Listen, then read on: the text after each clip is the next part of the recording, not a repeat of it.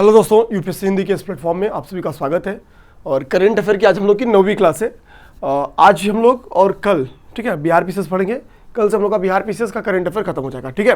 तो मतलब 2 क्लास बची है। आज की क्लास थोड़ी लंबी, मतलब लगभग 35 मिनट के करीब हो जाएगी। कल की क्लास में बहुत कुछ बचा नहीं है, तो कल की क्लास आपकी मैक्सिमम रहेगी तो 20 से 25 मिनट की। यानी हम लोग कह सकते हैं कि 1 घंटे का करेंट अफेयर आपका ना बिहार पीसीएस का बचा हुआ है। फिर बिहार पीसीएस खत्म होगा। इसके बाद हम लोग राष्ट्रीय घटनाक्रम स्टार्ट करेंगे। राष्ट्रीय घटनाक्रम में हम लोग क्या देखेंगे? राष्ट्रीय घटनाक्रम में बेसिकली जो भी टॉपिक्स पढ़ेंगे वो सबके लिए इंपॉर्टेंट है। आप कोई भी पब्लिक सर्विस कमीशन दीजिएगा, यूपी, एमपी, राजस्थान, बिहार, कुछ भी दीजिएगा, साउथ इंडिया में चले जाइएगा, फिर भी आपको राष्ट्रीय घटनाक्रम सेम मिलने वाला है, ठीक है। तो इसके बाद से हम लोग राष्ट्रीय घटनाक्रम को फोकस होंगे। अभी हम लोग आज और कल 2 दिन मेरी क्लास होगी, उसमें से हम लोग बिहारी स्पेशल को खत्म कर देंगे, ठीक है। तो अगर आप लोग पेज नंबर पूछेंगे कि जैसे मैं सोर्स तो बता ही दिया था कि मैंने बिहार पीसीएस स्पेशल कहाँ पढ़ा रहे हैं, तो जो दृष्टि आई थी ना, आई दृष्टि, जो इनकी प्रतिदृष्टि आई थी बीपीएससी के लिए, मैं वहां से बिहार स्पेशल का करंट अफेयर उठाया हूं और मैं वही करा रहा हूं, ठीक है। ध्यान देना इस बात को। अब देखेंगे कि आज का पहला जो टॉपिक हम लोग का वो क्या है कि एनआईटी पटना में अंतरिक्ष क्षेत्रीय शैक्षिक केंद्र का उद्घाटन किया गया। पहला क्वेश्चन तो आपका यहाँ के हेडिंग से बन सकता है कि हाल ही में बिहार में कहां पर अंतरिक्ष क्षेत्रीय शैक्षिक केंद्र का उद्घाटन किया गया, ठीक है। तो ध्यान देंगे एनआईटी पटना, कहां पे? एनआईटी पटना में, ठीक है। ये चीज ध्यान देना है। अच्छा, ये जो क्षेत्रीय केंद्र है, अगर आप लोग यहां पे क्लियर देखेंगे, मैंने हाईलाइट किया इसको, तो ये कई सारे, ना केवल बिहार को, बिहार के अतिरिक्त कई जिलों, कई राज्यों को ये कवर करती है। फॉर एग्जाम्पल देखेंगे कि एनआईटी पटना में, मैं इसको जूम करता हूं थोड़ा सा, देखिए यहां पे लिखा कि एनआईटी पटना में स्थापित जो ये आरएसी है, यानी जो क्षेत्रीय शैक्षिक केंद्र है, ये बिहार, झारखंड, वेस्ट बंगाल, उड़ीसा, सिक्किम और जो केंद्र शासित प्रदेश अपना अंडमान निकोबार है, इन सारे सेक्टर्स के साथ साथ जो पूर्वी क्षेत्र है उन सबको भी कवर करेगी। क्लियर देख लीजिएगा, बिहार, झारखंड, वेस्ट बंगाल, उड़ीसा, सिक्किम, अंडमान निकोबार के साथ साथ जो पूर्वी क्षेत्र है उनको भी ये कवर करेगी, ठीक है। तो पहली बात ये कि ये क्षेत्रीय शिक्षा केंद्र जो है, शैक्षिक केंद्र जो है, इसकी स्थापना कहाँ की गई? तो एनआईटी पटना में की गई। सेकेंड बात, यह केवल क्या बिहार को कवर करेगी? तो नहीं, बिहार के अतिरिक्त ये कई राज्यों को कवर कर रही है, उनका नाम हम लोगों ने देख लिया है। अभी स्मार्ट पुलिसिंग सूचकांक आई थी, ध्यान देना है। इस स्मार्ट पुलिसिंग सूचकांक में सबसे स्मार्ट जो रैंक मिला है वो आंध्र प्रदेश को मिला था। टॉप रैंक पे आंध्र प्रदेश है। ये आप लोग यूपी पीसीएस की तैयारी करते समय मैंने पढ़ाया था, आप लोग पढ़े थे। लेकिन चूंकि यूपी पीसीएस में जब लोग यूपी देखे थे तो यूपी की क्या पोजीशन है देखे थे, अभी हम लोग बिहार पीसीएस के लिए देख रहे हैं, तो बिहार की क्या रैंकिंग है उसको देखेंगे। ध्यान देंगे, भारतीय पुलिस फाउंडेशन के द्वारा ये रैंक तैयार किया गया था, ये सूचकांक को तैयार किया गया है। सेकेंड टाइम है ये सूचकांक तैयार किया गया है, इसको दिमाग में रखना है। आंध्र प्रदेश इसमें सर्वाधिक उच्च स्कोर करने वाला यानी शीर्ष राज्य है इस इंडेक्स में। और यहां पे बिहार क्या है? तो बिहार को 29वां स्थान मिला, यानी स्मार्ट पुलिसिंग सूचकांक में बिहार सबसे नीचे है। इस चीज को ध्यान रखना है, बिहार सबसे नीचे है। अभी बिहार पुलिस का एक घटना भी वायरल हुआ था, उम्मीद करते आप लोग जाने होंगे, ठीक है, और काफी वायरल हुआ था वो, अब ध्यान देंगे। तो बिहार को सबसे लास्ट रैंक मिला है स्मार्ट पुलिसिंग सूचकांक में, ये क्लियर रखना है। 29वीं रैंक है बिहार की। नेक्स्ट है आपकी एसडीजी शहरी सूचकांक, ध्यान देंगे, एसडीजी शहरी सूचकांक। एसडीजी शहरी सूचकांक के बारे में ध्यान देंगे तो ये नीति आयोग के द्वारा ये सूचकांक जारी किया जाता है। किसके द्वारा? नीति आयोग के द्वारा। इसको ध्यान रखना है। इसमें कुल कहा कि इस सूचकांक में 56 शहरों को 77 संकेतकों के आधार पर स्थान दिया गया, ठीक है। इसमें जो बिहार के को शामिल किया गया, बिहार के पटना को इसमें 52वां स्थान दिया गया है। ध्यान देंगे, बिहार के पटना को इसमें 52वां स्थान दिया गया है। और जो स्कोर हुआ इसका, 57.29 का स्कोर किया, यानी बिहार पटना क्या है, जो राजधानी पटना, वो उसने 57.29 का स्कोर किया है। और इस स्कोर के साथ उसको 52वीं रैंकिंग दी गई है इस इंडेक्स में, इस शहरी एसडीजी इंडेक्स में। और पटना को रैंकिंग क्या दी गई है? तो 52 रैंक दी गई है। स्कोर कितना था? तो स्कोर 57.29 स्कोर था। ये चीज दिमाग रखना है। हमको पता है कि इस एसडीजी शहरी सूचकांक में सर्वाधिक उच्च स्कोर किसने किया है? तो इसमें सर्वाधिक उच्च स्कोर आपका शिमला के द्वारा किया गया। किसके द्वारा? शिमला के द्वारा। शिमला ने 75.50 यानी 75.5 अंक को दर्ज किया, यानी इतना स्कोर को शिमला ने प्राप्त किया है। बिहार का स्कोर कितना है? 57। उल्टा कर देंगे अगर 57 को, तो टॉप रैंकर का स्कोर तैयार हो जाता है, यानी 75, ठीक है, ध्यान देना है। तो टॉप रैंक पे कौन है? टॉप रैंक पे आपका शिमला है, और उसके बाद से आपकी पटना की राजधानी क्या है, बिहार की, तो बिहार में हो गया 57.29। अच्छा, जो इसमें अच्छा प्रदर्शन करने वाला सीरीज है उसकी रैंकिंग आती है 50-64 के बीच में, यानी जिन राज्यों का स्कोर या जिन क्षेत्रों का स्कोर 50-64 के बीच में है उनको अच्छा प्रदर्शन करने वाली सूची में शामिल किया जाएगा। अर्थात पटना किस सूची में शामिल है नीति आयोग की इस लिस्ट में, तो पटना अच्छा प्रदर्शन की सूची में शामिल किया गया है। अभी इस इंडेक्स के बारे में डिटेल हम लोग राष्ट्रीय घटनाक्रम में, ठीक है, पढ़ने वाले हैं, तो परेशान नहीं रहना है, बस अभी दिमाग में रखना है कि पटना को अच्छा प्रदर्शन के लिस्ट में शामिल किया गया है। ठीक है, क्यों? क्योंकि पटना को स्कोर मिला कितना, 57.29, और ये स्कोर कहां शामिल है, 50-64 के बीच में। ठीक है, अब ध्यान देंगे, झारखंड के धनबाद में करा है कि इसको 52.43 स्कोर के साथ 56 रैंक मिला है। ध्यान देंगे, 56 रैंक मिला हुआ है। ठीक है, ये झारखंड के स्कोर की बात कर रहा है, जो कि अपने लिए इंपॉर्टेंट नहीं है। National family health survey report मैंने पूरी डिटेल में पढ़ाई थी। हालांकि हम लोग जब यूपी स्पेशल देखे थे तो यूपी की क्या स्थिति थी वो देखे थे। अब बिहार की है तो नेशनल फैमिली हेल्थ सर्वे की रिपोर्ट हम लोग देख लेते हैं। ध्यान देंगे, बिहार के मेंस में नेशनल फैमिली हेल्थ सर्वे की रिपोर्ट बहुत इंपॉर्टेंट है, पॉइंट्स को लिखने में, अपनी बातों को प्रूफ करने में, ये चीज़ दिमाग में क्लियर रखनी है। बिहार के लिंगानुपात के ऊपर नेशनल फैमिली हेल्थ सर्वे की रिपोर्ट आई है, और वो बहुत प्यारी रिपोर्ट आई है। आप देखेंगे क्या कर रहा है कि नेशनल फैमिली हेल्थ सर्वे 4 से तुलना कर रहा है। नेशनल फैमिली हेल्थ सर्वे की जो 4 है वो भी कहती थी कि 1062 है बिहार का लिंगानुपात। ठीक है, यानी अच्छा खासा 62 एवं जा रही है। ठीक है, लेकिन अब देखेंगे 90, अब कितना हो गया, ये बढ़ के 90 हो गया, यानी लिंगानुपात में ग्रोथ कितनी दर्ज की गई है, तो 62 से 90 हो गया है नेशनल फैमिली हेल्थ सर्वे 4 से नेशनल फैमिली हेल्थ सर्वे 5 के बीच में। यानी इन 4 सालों में आप देखेंगे कितना ग्रोथ हुआ है, 62 से 90 हुआ है, यानी लगभग 28 का ग्रोथ हुआ है, लगभग 28 का ग्रोथ हुआ है। ये चीज दिमाग में रखना है। तो लिंगानुपात में कितना ग्रोथ हुआ है, तो वो हो गया आपका लगभग 28 का ग्रोथ हुआ है इन 4 सालों में। ये एक अच्छी न्यूज है। ठीक है, अच्छा, जो ग्रोथ हुआ है ध्यान देंगे वो बेसिकली ग्रामीण क्षेत्रों में हुआ। ग्रामीण क्षेत्रों में देखेंगे कि जो लिंगानुपात है वो 4 बार 1 है, 4 टाइम 1 है, यानी 1111 लिंगानुपात कहां की है, ग्रामीण क्षेत्रों की है।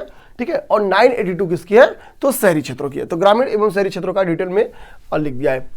शिशु मृत्यु दर के ऊपर क्या है कि कह रहा है कि बिहार में जो शिशु मृत्यु दर है वो नेशनल फैमिली हेल्थ सर्वे की जो चौथी रिपोर्ट थी यानी 4 है, उससे तुलना करने पे कहता है कि उस बार यहाँ ये 48.1 थी, लेकिन अब ये कम हो गई, कितना हो गई है, 46.8 हो गई है प्रति हजार। ठीक है, यानी अभी भी जो शिशु मृत्यु दर है वो 1000 में कितनी है, लगभग 46.8 है, लगभग 46.8 है। ये दिमाग में रखना है।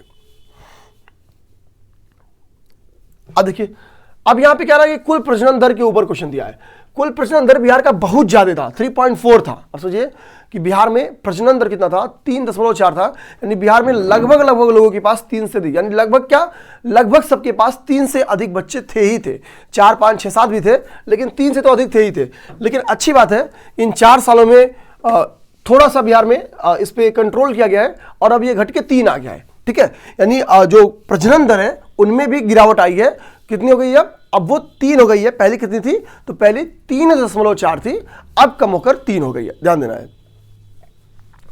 आगे कह रहा है कि जो एक कार्यशील ग्रुप है 15 to 49 ईयर का, ठीक है, कह रहा है कि इस ग्रुप में महिलाओं की साक्षरता दर अगर स्टडी करेंगे तो वो कह रहा है कि केवल कितनी है, 57.8 है, 578 है, 57.8 है। ठीक है, तो यानी लगभग 15 से 49 वर्ग की महिला आयु वर्ग की महिलाएं कितनी है, 57.8% ही महिलाएं ऐसी हैं जो शिक्षित है, जिनकी साक्षरता दर है। ठीक है, ध्यान देना है। अब क्या है कि परिवार नियोजन के ऊपर एक स्टडी किया है नेशनल फैमिली हेल्थ सर्वे 5 ने। ठीक है, और वो 4 से तुलना की गई है। 4 से तुलना करते हुए परिवार नियोजन के बारे में क्या कहा गया है, आइए देखते हैं। कह रहा है कि बिहार में 15 से 44 आयु वर्ग की जो महिलाएं हैं उनमें केवल 24.1% महिलाएं ही क्या है, परिवार नियोजन किया था। ठीक है, ये ध्यान देंगे। ये 4 की रिपोर्ट थी, नेशनल फैमिली हेल्थ सर्वे 4 की रिपोर्ट थी, और ये 4 की रिपोर्ट कहती है कि केवल परिवार नियोजन को अपनाने वाली जो महिला थी वो कितनी थी, 24.1% महिला थी, यानी 1/4 से भी कम महिलाओं ने इस एज ग्रुप में national family health survey report 4 के अनुसार परिवार नियोजन को अपनाया था। लेकिन आप देखेंगे कि जब 5 की रिपोर्ट आती है, यानी नेशनल फैमिली हेल्थ सर्वे की 5 रिपोर्ट आती है, अब देखेंगे कि ये रिपोर्ट क्या कहती है कि परिवार नियोजन को अपनाने में एक भयानक ग्रोथ देखा गया है। अब कितना है, लगभग 55.8% महिलाएं क्या है, इसे अपनाई है, परिवार नियोजन को अपनाई हुई है। ठीक है, यानी अब इसमें परिवार नियोजन में क्या है, ग्रोथ देखने को मिला है, ये चीज ध्यान में रखना है। अब ध्यान देंगे, कोविंद जी के द्वारा कुछ लोगों को पद्म पुरस्कार दिया गया था। उनमें 2 हस्तियां ऐसी थी जो बिहार से थी और मरणोपरांत थी। टोटल बिहार से 5 हस्तियां थी, लेकिन उन 5 में 2 मरणोपरांत थी। तो ध्यान देना है, पद्म पुरस्कार जो 2021 वाला है उसमें कुल कितनी हस्तियों को बिहार से संबंधित थी, तो 5 हस्तियां बिहार से संबंधित थी। इन 5 हस्तियों में 2 हस्तियां ध्यान देंगे जिनको मरणोपरांत इनको सम्मानित किया गया है, मरणोपरांत इनको सम्मानित किया गया है। उन 2 हस्तियों में एक अपने केंद्रीय मंत्री थे, बहुत ही स्मार्ट थे, ठीक है, और अच्छे भी थे, रामविलास पासवान जी। ठीक है, एक सम्मानित मंत्री रहे। पासवान जी का निधन हो गया था। ठीक है, ध्यान देंगे, ये एक शख्स थे। दूसरा जिनको मरणोपरांत दिया गया है वो है श्रीमती मृदुला सिन्हा। श्रीमती मृदुला सिन्हा, ये साहित्य एवं एजुकेशन के क्षेत्र में इनका काफी योगदान रहा है, साहित्य एवं एजुकेशन के क्षेत्र में इनका काफी योगदान रहा है। और श्रीमती मृदुला सिन्हा वो दूसरी पद्म पुरस्कार विजेता है जो मरणोपरांत विजेता बनी है। तो इस बार जो बिहार में 5 हस्तियों को पद्म पुरस्कार दिया गया है, उनमें 2 हस्तियां मरणोपरांत थी, जैसे रामविलास पासवान जी और श्रीमती मृदुला सिन्हा। श्रीमती मृदुला सिन्हा, ठीक है, श्रीमती मृदुला सिन्हा और वो। अब बचते हैं वो अन्य 3 लोग कौन है, तो है दुलारी देवी, रामचंद्र मांझी और दिलीप कुमार। दुलारी देवी, रामचंद्र मांझी और दिलीप कुमार। ठीक है, हो सकता हो कि किस क्षेत्र में उल्लेखनीय योगदान के लिए इनको पद्म पुरस्कार दिया गया, इसको मैच दी कॉलम में पूछ दे तो ध्यान रखना है। जो दुलारी देवी है इनको आर्ट के सेक्टर में दिया गया, रामचंद्र मांझी को, ठीक है, इनको भी कला के क्षेत्र में ही दिया गया है, लोकमंच कलाकार है ये मिथिला पेंटिंग है, ठीक है, के क्षेत्र में दिया गया इनको। दिलीप कुमार को चिकित्सा के क्षेत्र में दिया गया है, दिलीप कुमार को चिकित्सा के क्षेत्र में दिया गया है। ठीक है, नेक्स्ट देखेंगे, अभी अंतर्राष्ट्रीय धम्म सम्मेलन का आयोजन किया गया है नालंदा विश्वविद्यालय में। कहां पे स्थित है, राजगीर में। तो राजगीर में अभी राजगीर में जो नालंदा विश्वविद्यालय वहां पे अंतर्राष्ट्रीय धम्म सम्मेलन का आयोजन किया गया है। और ये कौन सा संस्करण था, तो 6वां संस्करण था। यानी एक तो कीवर्ड्स याद रखना है कि 6वां संस्करण था। अगला आपको कहां याद करना है कि इसका आयोजन कहां किया गया है, नालंदा विश्वविद्यालय में, जो कि राजगीर में स्थित है, जो कि राजगीर में स्थित है। इसका उद्घाटन वेंकैया नायडू जी ने किया था। हमको पता है ये हमारे उपराष्ट्रपति हैं। ठीक है, अब बात आती है कि भैया इसकी थीम क्या थी, तो इसकी थीम थी कोविड-19 संक्रमण के बाद विश्व व्यवस्था में के निर्माण में धर्म परंपराएं। ठीक है, ध्यान देंगे। जिस फाउंडेशन के द्वारा इसका आयोजन किया गया था वो था नालंदा विश्वविद्यालय एवं इंडिया फाउंडेशन। इसी ने राजगीर में इस विश्वविद्यालय में इसका आयोजन किया था। ये 6वां संस्करण था, इसको ध्यान रखेंगे। 40वां भारत अंतर्राष्ट्रीय व्यापार मेला, जिसको अभी प्रगति मैदान नई दिल्ली में इसको संपन्न किया गया था। एक्चुअली इसमें जो भागीदार राज्य था, उस भागीदार राज्य के तौर पर बिहार को चुना गया था। अब ध्यान देंगे, यहां पे लिखा है बिहार भागीदार राज्य था। तो चूंकि इसमें बिहार भागीदार राज्य था इसलिए इंपॉर्टेंट है। ये भी क्वेश्चन बन सकता है कि इसमें फोकस राज्य कौन था। ये यूपी में भी काफी इंपॉर्टेंट था। क्यों, क्योंकि इसमें फोकस राज्य यूपी था और भागीदार राज्य अपना बिहार था। तो भागीदार राज्य की वजह से इस बार इसको याद कर लीजिए, फोकस की वजह से तो हम इसको याद किए ही थे। हालांकि उत्तर प्रदेश के साथ साथ झारखंड भी यहाँ पे फोकस राज्य रहा है। उत्तर प्रदेश के साथ साथ झारखंड भी यहाँ पे फोकस राज्य रहा है।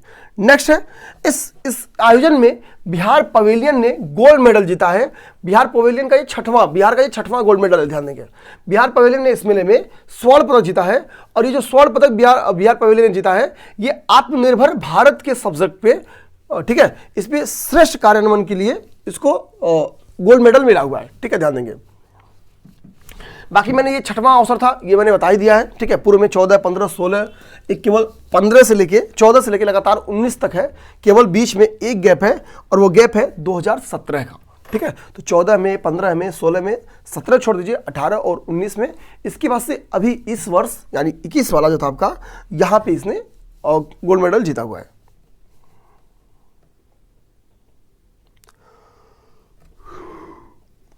बाकी राज्यों की श्रेणी में देखेंगे, उस लिस्ट में केरला गोल्ड मेडल पाया है और रजत कौन पाया है, तो एमपी पाया हुआ है।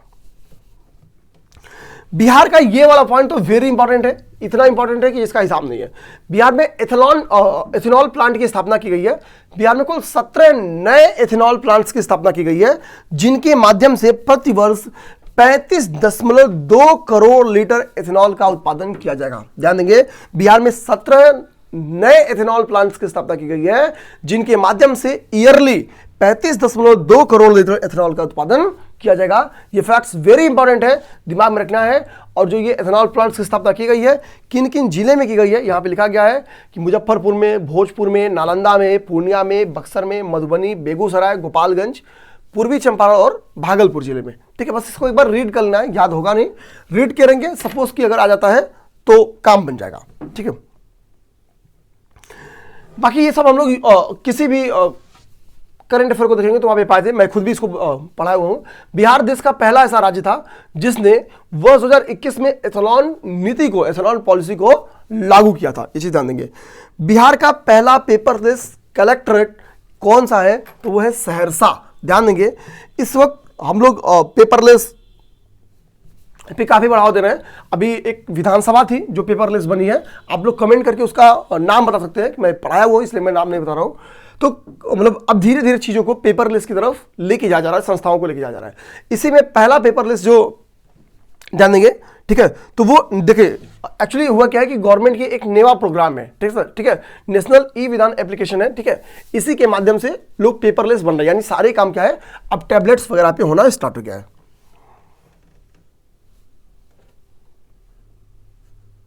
ठीक है, विधान परिषद में देखेंगे तो पहला पेपरलेस विधान परिषद बनने वाला कौन सा है, तो बिहार है। ठीक है, मैं विधानसभा आपसे कमेंट में पूछा था, परिषद में तो बिहार ही है। ठीक है, पहला पेपरलेस जो परिषद है वो बिहार ही है। ठीक है, तो दिमाग में रखना है। पीएम गति शक्ति योजना के तहत बिहार के 5 शहरों में मल्टी मॉडल कनेक्टिविटी हब की स्थापना की जा रही है। तो पहला तो ये कितने शहरों में, तो 5 शहरों में, ये ही याद करना है। वो 5 शहरों का नाम क्या है, तो पटना है, भागलपुर है, हाजीपुर है, कटिहार है और बक्सर है। पटना, भागलपुर, हाजीपुर, कटिहार और बक्सर, ये 5 शहरों का नाम आपको याद रखना है। जलवायु संवेदनशील सूचकांक 2021 को देखेंगे। इस सूचकांक में कह रहा है कि ये सूचकांक मैपिंग इंडियाज क्लाइमेट, ठीक है, वल्नरेबिलिटी के नाम से इसको जारी किया गया है। ठीक है, तो एक चीज तो ये दिमाग रखना है।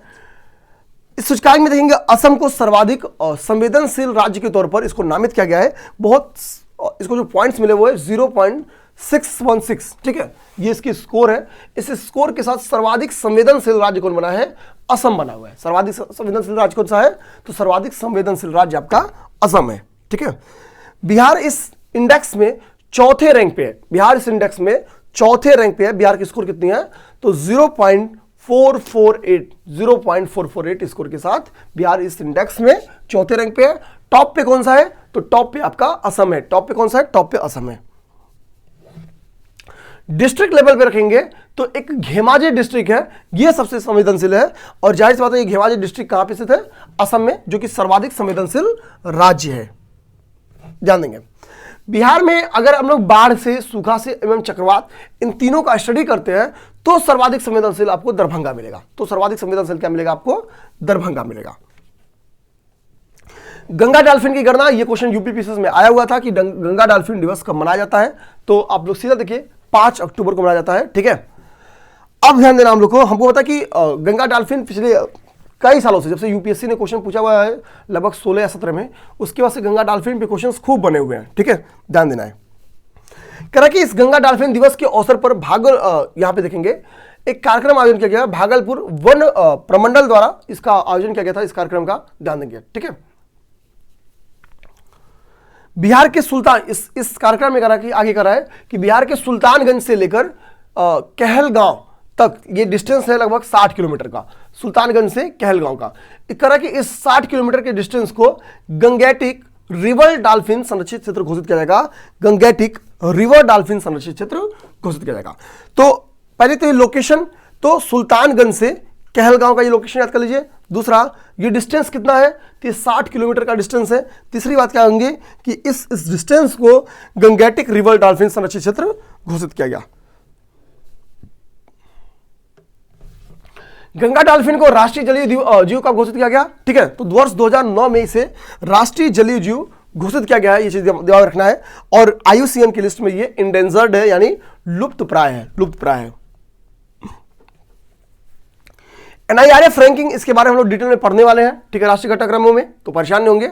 इसमें बस ये याद रखिएगा कि IIT पटना को इसमें 51 रैंक मिली है, यानी इस रैंकिंग में बिहार के 2 ही इंस्टीट्यूट को शामिल भी किया गया है, जिसमें टॉप पे आपको देखेंगे 51 रैंक के साथ आपकी IIT पटना है, ठीक है।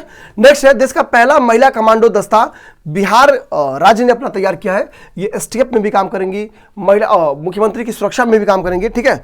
और तो ये सारी ATS हो, STF हो, इन सब हो, सभी जगहों पे अपनी सेवाएं प्रदान करेंगी, ध्यान देना है। कुल 92 महिलाओं का ये दल है, ये चीज दिमाग रखना है। बांका स्थित जो मदार पर्वत है, वहां पे बिहार का दूसरा रोपवे स्टार्ट किया जा रहा है। तो ध्यान देंगे, बिहार में अभी हाल ही में कहां पर रोपवे स्टार्ट किया गया, तो बांका में।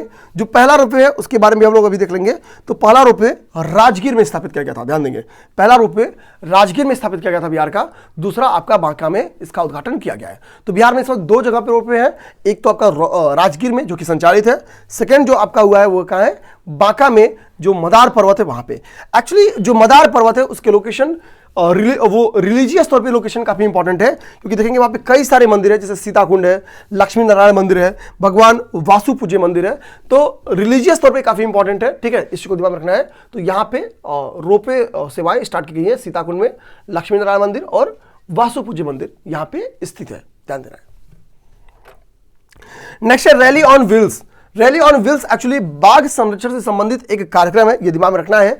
इस कार्यक्रम की शुरुआत, ये क्लियर टाइम याद रखिएगा, 30 सितंबर, क्लियर टाइम स्टार्ट याद रखना है। 30 सितंबर को रैली ऑन व्हील्स को स्टार्ट किया गया था। बिहार का एक टाइगर रिजर्व है, उसका नाम है वाल्मीकि टाइगर रिजर्व, उसका नाम है वाल्मीकि टाइगर रिजर्व। 30 सितंबर को ये रैली ऑन व्हील्स स्टार्ट हो रही है और पहुंचेगी झारखंड में कब, 2 अक्टूबर को। 2 अक्टूबर में झारखंड में एक टाइगर रिजर्व है, उसका नाम है पलामू।